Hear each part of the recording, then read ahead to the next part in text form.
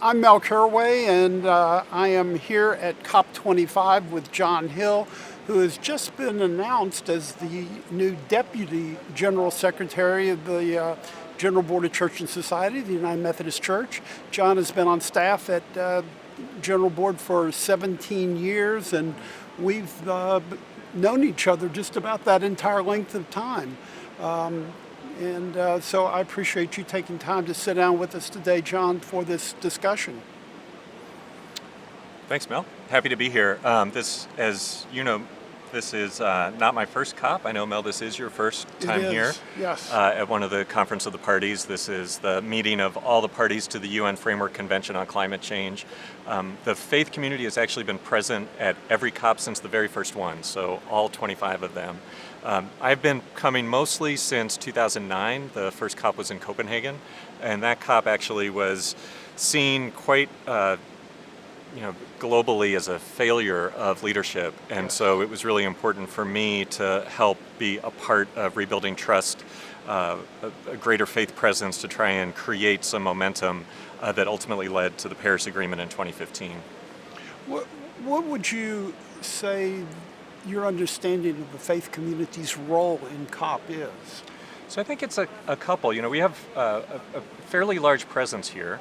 There are some of us who are really focused on the sort of brass tacks of advocacy, trying to make sure that the negotiations are taking into account the best available science, that we're ramping up ambition for decreased emissions, for increased finance, for addressing loss and damage, the current destruction that's happening because of the climate emergency, and making sure that the voices of those impacted communities are really the center of the conversation.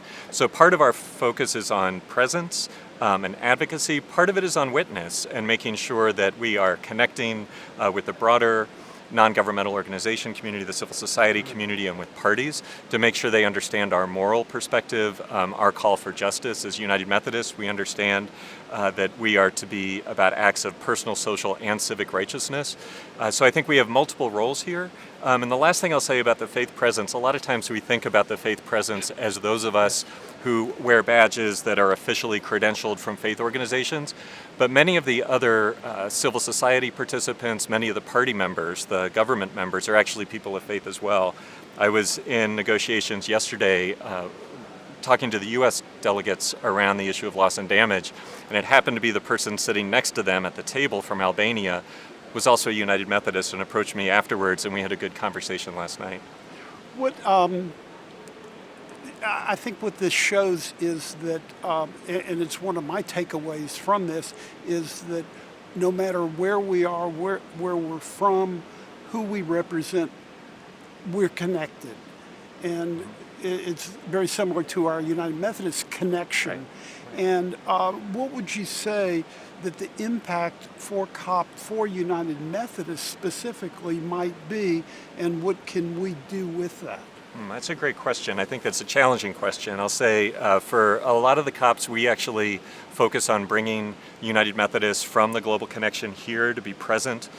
United Methodists from the Philippines have joined us, from Europe, from across the continent of Africa, to make sure that they are both, their voices are present in the conversation, and also to help them build capacity to go home and take more concrete actions. Mm-hmm. I think one of the things that I learned, and I'd be interested in your perspective on, is that there are so many voices here, so many perspectives, so many ideas, that this can't be a conversation that just stays inside these halls, that it really needs to be a conversation whose purpose is to catalyze action when we go back home. Yes. So I think I'd sort of flip the question and ask you, what is your sense from your first COP when you go back to Texas? How is this going to change the way or influence the way that you're doing ministry and work on creation care? Well, I think first of all, I will tell you that the scope of this entire COP is overwhelming. I mean, we are spread over almost a dozen very large meeting halls. There's exhibits, there's over 25,000 people who are represented here, and there's scientific, there's governmental, there's so many different parties who are at the Conference of Parties. Mm-hmm. That it can be daunting, but what I think for me, taking home is a sense that even my small voice is important, and how to remember that it's not isolated to where we are or where someone else is. It's all interconnected. Interconnected, yeah. Yeah. And also, I think for me, there's also just this sense of urgency Yes. that is so important. And it's hard in the context of these negotiations where we're talking about bracketed text and it can seem very sort of esoteric and distant, that Yeah. all of it is setting about a global commitment to really ramp up action to address the global crisis. And that, for me, it's really important that what we do here internationally, we have to take back home domestically. And so for those of us who are from the United States, whose government is not contributing constructively right now, either at home or in these international conversations, that we really need to do the work to change the policies, to make sure that they understand that the faith community connected with indigenous communities, frontline communities, scientific communities, that we're really calling for action from the U.S. government to set the policies in the direction that we're doing our part. We're changing our own personal lives, we're changing our church lives, and that the government needs to ramp up their commitment and take us forward to meet the crisis. And I think one of the keys to that is communication, and communication, bridging the gaps between the scientific community, indigenous peoples, those of us in the pews back home.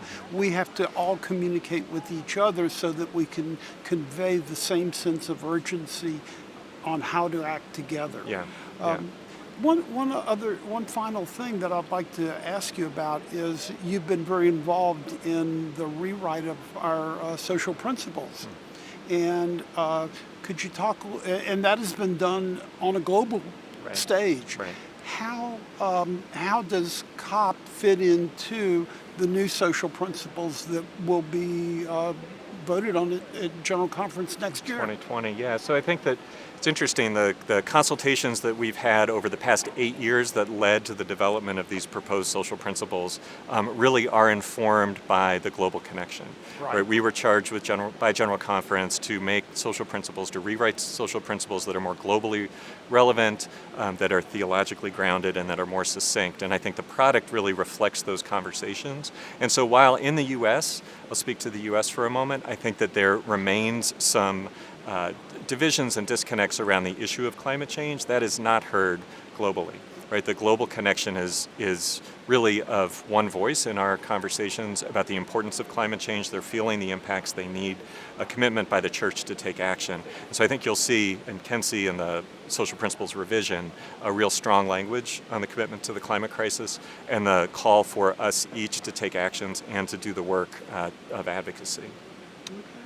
Well, John, it's been great. Thanks, Mel. Visiting, Yeah, talking, connecting, absolutely. and I look forward to continuing to work with you for a number more years as we've done in the past. Absolutely, and grateful for your witness in Texas. It takes all of us to move this ball forward. Well, we are a connected people, and I think what comes out of COP, we just have to, we can't internalize it, we have to take it out and externalize it everywhere we go, and especially in the pews.